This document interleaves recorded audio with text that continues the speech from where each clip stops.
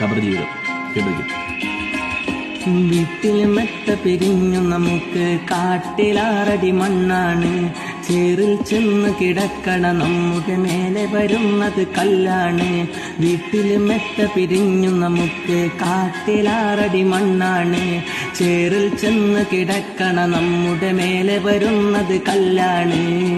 ഇലയിന്മേൽ തണ്ണീരതും ചേർത്ത് മണ്ണിനാലെ അടവാക്കും ഇടവിനെ വാറിലേ.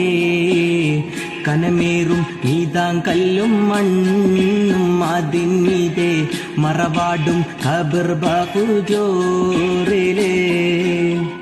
പരം വിധി ചുമ്മാ വിട്ട് ചൊങ്കല് നടക്കുന്ന ശുചിത്വ നമുക്കുണ്ട് നാട്ടിലെ.